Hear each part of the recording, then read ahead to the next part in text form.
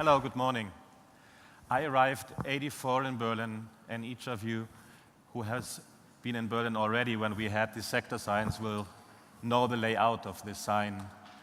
And I can still remember the shiver on my skin when we passed these signs, because it was always an adventure what will be behind that sign in the new sector. I want to talk to you why it's very important for all of us that we are leaving this sector. I will tell you what may be behind this sector, and I will tell you how we can achieve this.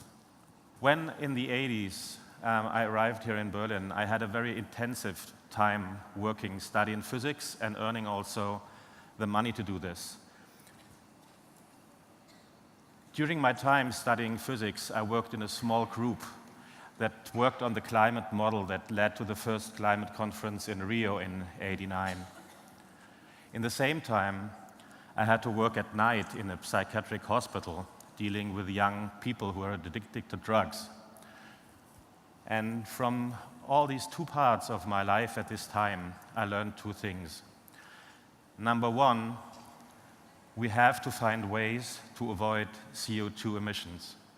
CO2 is known by most of you as the cause of climate change. But I can tell you climate change is only one part that makes CO2 a very, very dangerous thing. We are all living creatures.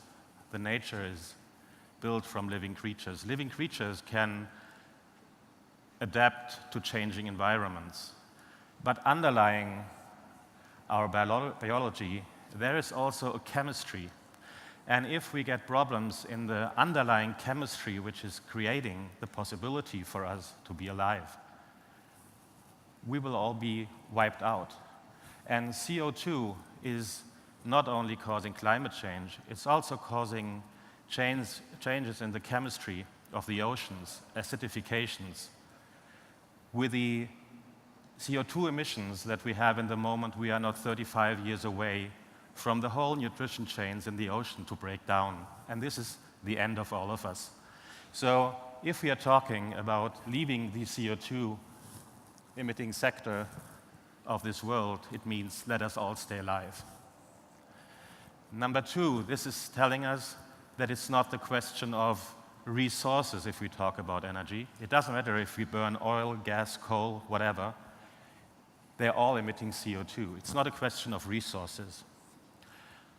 The work in night with these drug-addicted people told me that the young people using drugs, they are losing all their values.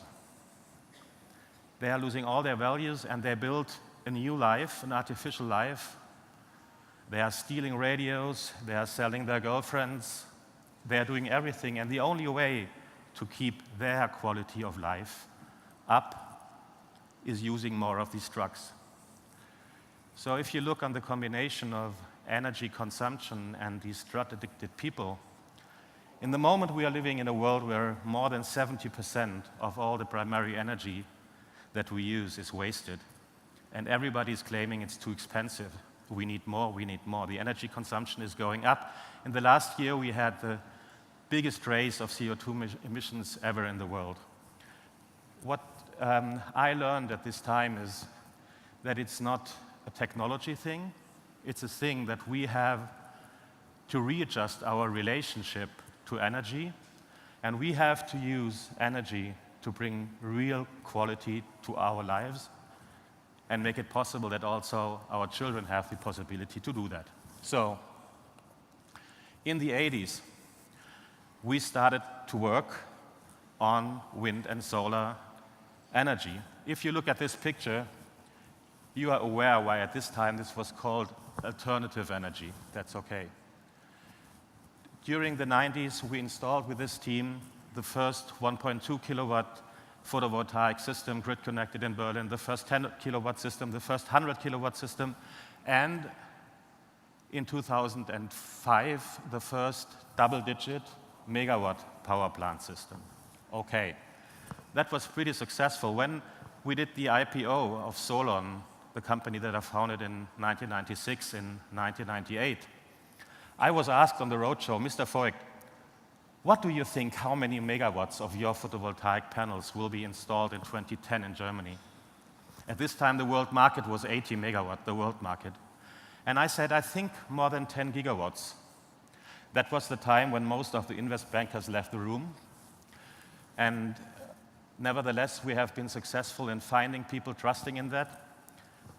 In the end of 2010, we had more than 17 gigawatt of photovoltaic modules installed.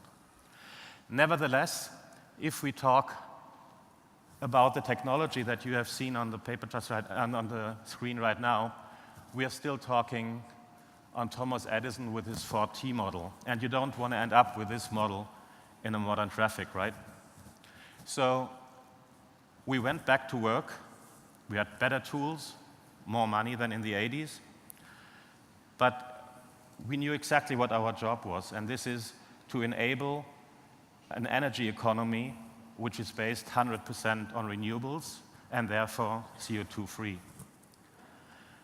We are working with a team of 40 people now for more than 4 years, and we can tell you that we have managed to reach our goal. This will be the first example. It's only a small island. It's an island in the Atlantic Ocean, Graziosa. In the next year, we'll install a system consisting of wind, solar, big batteries, energy storage systems, and we will be able to produce the electricity even cheaper than they are doing it today. So it's a change of paradigm that renewables are very nice, but by far too expensive to use them in our modern world. There are more than 30,000 places on the planet where we can be cheaper in using renewable energy and CO2-free today. And what we have discovered is that we only need people who are helping us on this trip to have the same situation here in Germany also. It's more a question of our relationship to energy than simply the thing, it's too expensive, it's too expensive, it's too expensive. Because it is not only the source of energy, it's also how we use energy. This is a small product, I have one of here on the stage, that we designed to make office buildings more energy efficient. As you know, more than 14% of the whole electricity in the United States is used by computers. With this small energy storage, you can power a computer or workspace for more than 3 days, and you can use solar energy to do it. Okay, so if you build a system that is 4 times more energy efficient, you can afford to pay 2 times the price for the electricity, and you will still end up in a more convenient place to live, and it is CO2-free. So what I wanted to talk to you about is that the technology is there, but we need us all together, and with all us together, we can create the economy, and we can make it possible that the fossils rest in peace. Thank you.